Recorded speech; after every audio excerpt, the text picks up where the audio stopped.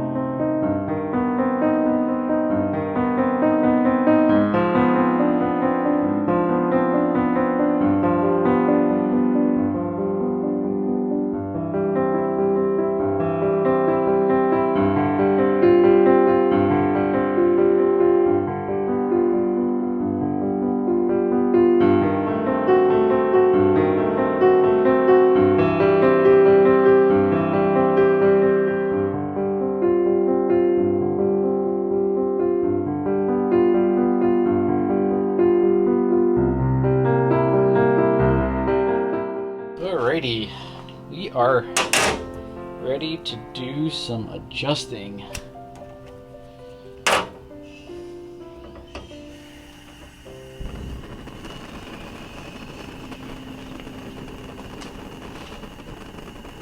So I don't know if you guys could hear that, but that noise, and if you look right here, you'll see that the flame is starting to jump off of the burner, and that means that we have too much air.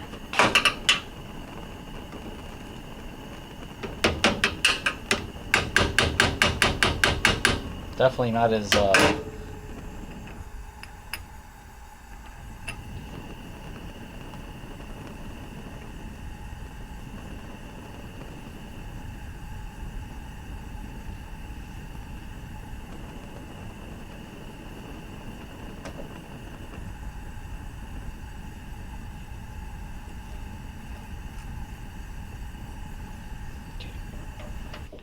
gonna chill with that one for a little bit. Let's try the back burner. That one's actually really nice. So I think I'm just gonna make a little adjustment to the air. So I was going to tell you guys how you have the perfect flame.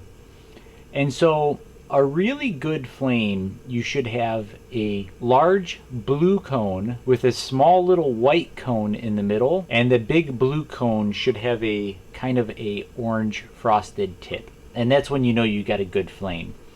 This burner is a little bit different. You're not going to get that because it's got these holes stacked on top of each other. So you tend to get kind of a blended flame. But if you look at it from the top, you could see the cones. You know, you kind of have to use your eyeball and your judgment. And when you use the stove for a while, you'll find out if your air fuel mixture is wrong. Either it's going to take forever to boil a pot of water, or you're going to have black like soot marks on your stove. So another thing to check to make sure that your pilot assembly is working good is that this thing should light within a few seconds. Like, that's pretty quick, actually. That's actually pretty good. And it should light reliably every time, which is pretty good. Front burner is excellent. All right, let's move to the left side and see what's going on.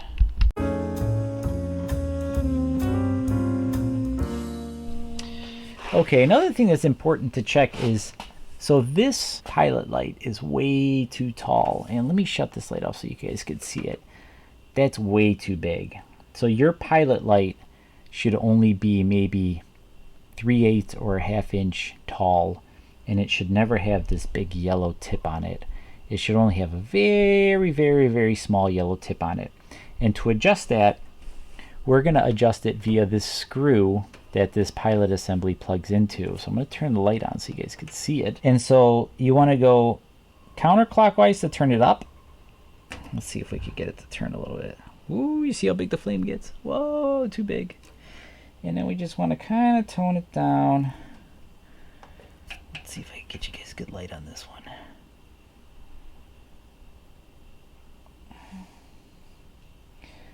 You want it just low enough so that you have the ever slow, super, super slight orange tip at the top. And I know you guys can't see it, but I can see it. It's very, almost imperceptible, but it's there. You also want to make sure that the pilot is big enough to light your burners. So we'll give it a shot.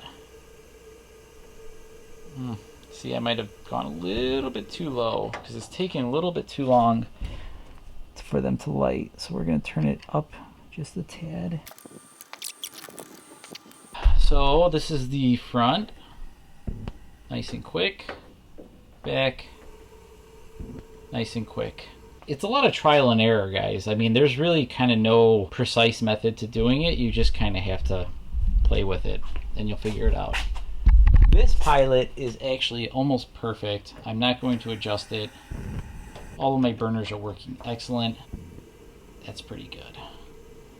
The next thing we're going to do is we're going to just make sure that the oven and the broiler have a nice decent flame. You guys don't get too crazy with them, because most of these stoves, by the time you have them, are probably all set.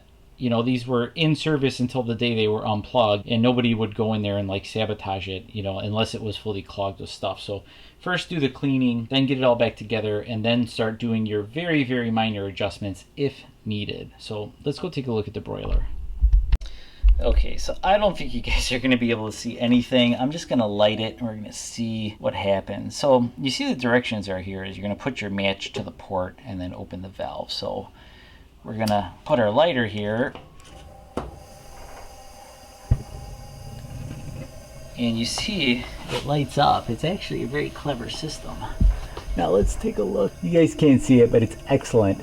And there's nothing to be done to it. Okay, so I unscrewed the light bulb so you guys could probably see it good. So this is our pilot hole, and there's a hole in the top of the panel, so that's where we're gonna light. So I'm just gonna get my lighter.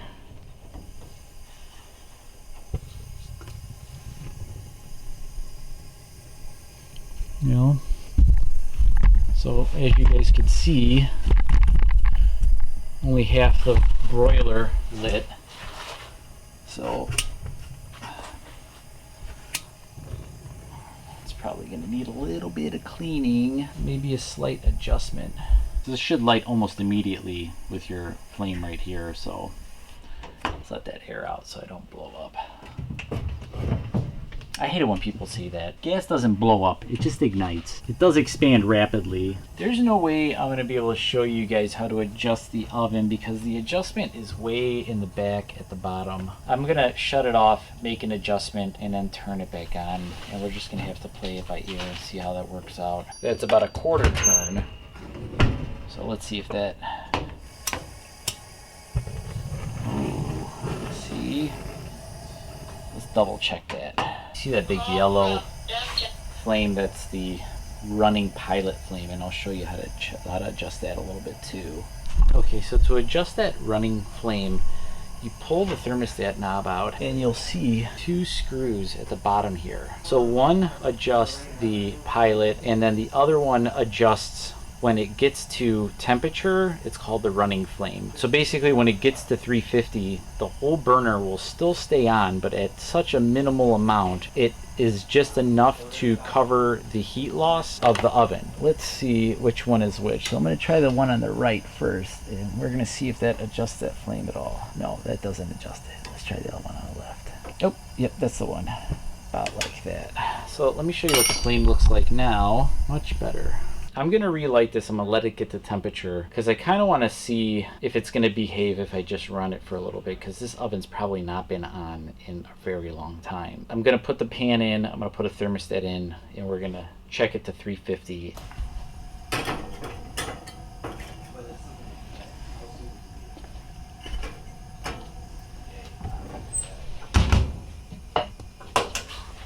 I have it set at 350. We'll let it run for a little bit, let it kind of cut down, and then we'll see where we're at. Okay, we've given it about 10 minutes and the oven has stabilized, and we are pretty much right at 325 on both oven thermometers. So we have it set at 350, so that means we're about 25 degrees off. Let me show you guys how we're going to adjust that. As you can see, we're at 350, the oven's at 325. To adjust the temperature, you pull your oven thermostat. What you're gonna do is you're gonna loosen these two screws just a hair. Let's read what it says on the dial. So 1 notch is 25 degrees. We're gonna move it 1 full notch, and hopefully that'll get us. So I made one more little adjustment off camera and we are almost spot on at 350, which is pretty exciting. The next step is to go to 400, let it stabilize, and you want to get 3 separate points where your thermostat is accurate. If we're accurate at 350 and we're accurate at 400 and we're accurate at 450, we do not need to go any further. Between 350 and 450 are the most popular baking temperatures. It's okay if it's a little bit, because some older thermostats might be a little bit too cool on the lower temperatures and they might be a little bit too hot on the higher temperatures. That's not really adjustable. That means that the thermostat is not quite as accurate as it used to be, and the only solution to that is to replace the thermostat. We're at 400. Our dials are nearly spot on at 400. Now we're gonna go 450. If we get to 450 without an issue, we're good.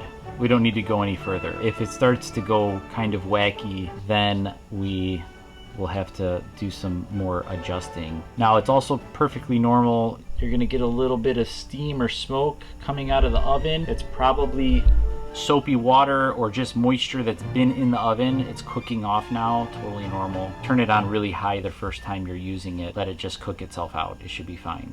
Okay guys, we're at 450.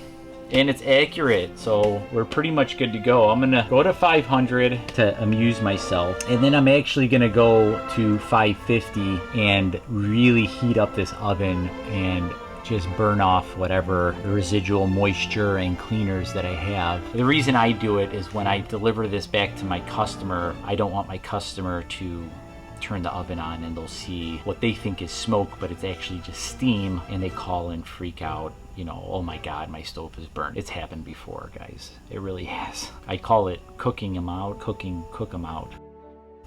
And then when I deliver them, they're nice and dry. It's also important to have your oven hot. If there's ever was or is a dead rodent in your oven, it'll come out at 500 degrees. Like the smell will, not the rodent, because it's already dead. You'll smell it, and then you'll know that you basically have to dismantle your oven and change the insulation, which is kind of a job. But that's not the case with this one. This seems to be smelling just fine. We'll give it another 5 minutes, let it get to 500, just burn it out from there, and then we'll be done with this stove. 100%, guys. It's gonna be great. I'll do one more once over on everything. I'll put the burners back in place. That's it, and we'll be done. I call this customer when he get his stove, and finally we're good at 500. I'm going to crank it up to about 575.